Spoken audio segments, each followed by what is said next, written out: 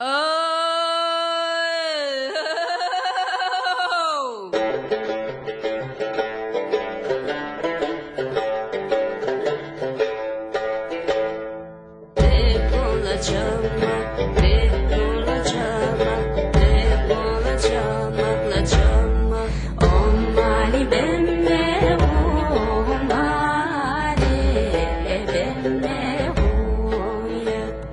tell you where it is. You know, people say this is the middle of nowhere. This is not the middle of nowhere. This is the edge of nowhere. When I got here, there were no roads. There was no electricity. There was no telephone.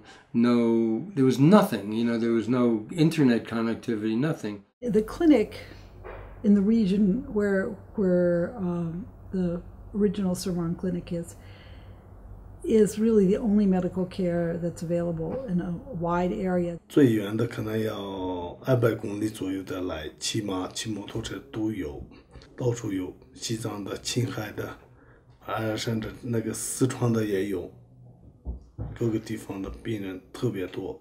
The clinic became a kind of field of dreams for us. That we built it and then they came, as Kevin Costner said.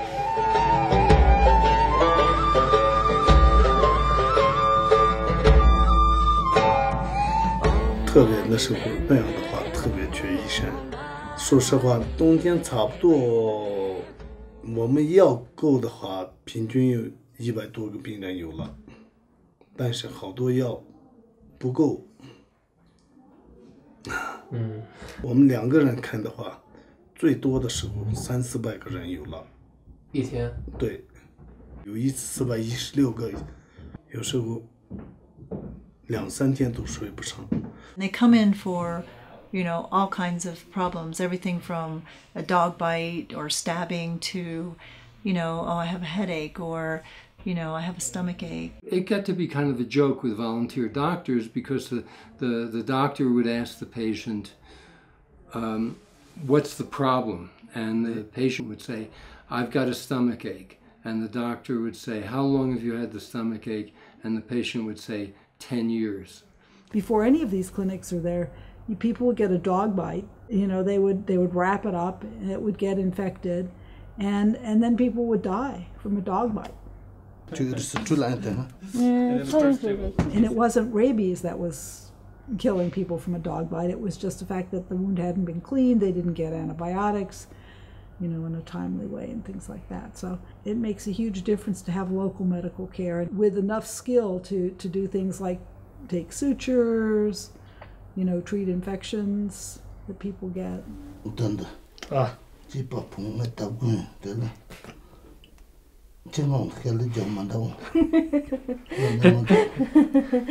我是就本地的，就这个苏蒙地区长大的。以前的话，说实话，特别这些医疗方面，这些地方，交通也不便，尤其是到了冬天就没法。比如说，有一个阑尾炎一类要特别急的那种做手术的那种，你想办法骑摩托车啊、骑马啊那些，你要买这些药，在大医院、在大城市里去骑马，最少都4-5天。开车得要走1天1夜，因为路非常不好。没得办法，这些地方有些死了。There are two issues, and it's not a question at this point of affordability. It's a question of access to the care and the quality of the care itself. So those are two things that we bring. We're putting a high quality clinic in a fairly remote place. 用处非常大，因为第一是不收费，然后第二是比如说这附近最近的诊所就是这个，然后有仪器可以检查一些小病，然后我们觉得很危险，让他们去大医院，最起码他们得知道他们这个得的病是大的还是小的，所以非常有用。They don't have to think about filling out forms. They don't have to think about speaking another language. And the providers here are from this area. They're from this valley. One of the things that I'm proud of about this foundation is we trust the intelligence of these people, whether they're farmers or nomads or highly educated, and most of them not educated at all. And most of them are very, very poor, make like 1 UN, which is about 15 cents a day. And I look at these people as being a highly intelligent people for one and only one very good reason, and that is that they can survive here. And I could never do it. The first year I came to the clinic, we didn't see any women and very few children. The people who were coming in were mainly men, and they were mainly men who had one of two problems, either stomach or arthritis in their knees. There was no care for pregnant women and in the area. At a certain point, which was in 2001, Dr. Julie Carpenter asked the following question of me: how come there are no women and children in this clinic? We began a journey at that point on mother and child health. We actually started to interview the women and find out what was really happening, behind the curtain, so to speak. In the beginning, one probably out of 4 babies died within the first weeks. Women, about 1 out of 10 women were dying, and in the U.S., I think it's 1 out of 1,000 women that dies. I met with the community health workers, and it was just myself, an interpreter, and them. And I said, look, there's nobody here. There's no government here. There's nobody here. There's nobody, just you and me. I said, what can we do better than what we've already done? And this one woman got very, very agitated, and to the point of starting to choke up, but she sounded angry at the same time as kind of crying and yelling at me, and she was pointing the finger at me, and she said, you could have come here 10 years earlier, because there's so many women who are dead who would be walking the earth now. I remember children who have been babies that were brought back from the edge of death who had sepsis. Mothers who were in nomadic encampments way on top of this mountain, who were brought back in gurneys to give birth, who were afraid of hemorrhaging. There are a lot of stories like that. Non-infectious diseases like maternal mortality and infant mortality are caused by only lack of access to medical care and lack of early intervention. That when you get that problem, does it take 4 hours to see a provider, or does it take 4 minutes? And does the provider know how to treat you? And a lot of times, the mothers and babies who die, it's needless. In other words, with very little training, these deaths can be averted. The community health worker program trained about 40 women from villages as far as, I think, 10 or 20 kilometers away from the clinic in clean, sanitary birthing and basic infant resuscitation and delivering the placenta and so that women don't bleed and this sort of thing. So that program has been really successful.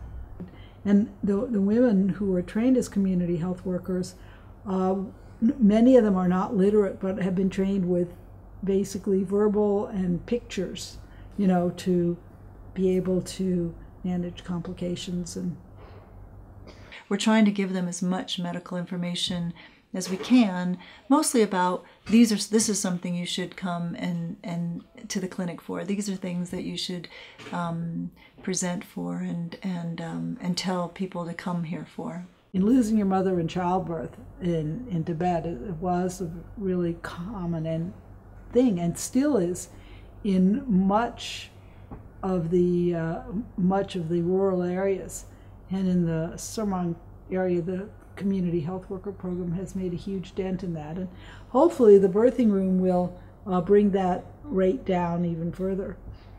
Well, for one thing, in this area, which had world record high maternal mortality, in this catchment, we've reduced it to 0.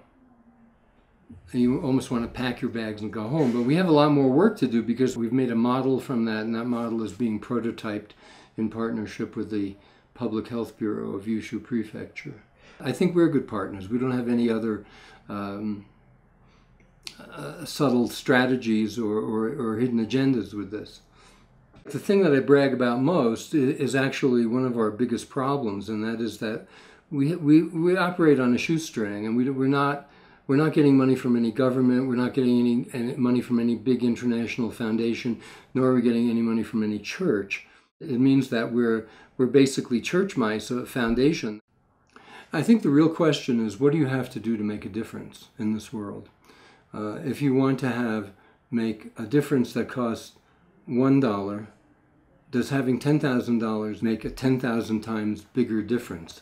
And we've not had the finances to test that theory. We've only been on the $1 side. Our resources are so limited. I mean, that we have to, I don't know how to say this, get the biggest bang for the buck, and that coincidentally has to be the one area that is the least approached directly and strategically in this world, which is maternal and infant mortality. We found that probably dollar for dollar that our work has an outsized impact on the way things are done. Women die in these places from non-infectious diseases. They bleed to death when they give birth. They'll have 12 pregnancies to have 4 children. And this is not a complaining culture. They bear it strongly. These are strong people. We don't believe that a woman should have 12 pregnancies to have 4 live births. And we don't believe that a woman should give birth to babies in the bushes or in a cattle byre by herself. We don't believe that babies should face the prospect of dying from dehydration caused by diarrhea. So when we bring those people in, those women and children in to the front place of our work, we are casting an implied, very, very strong vote for Tibetan culture. And that's why we say, if you want to save a culture, save a mother.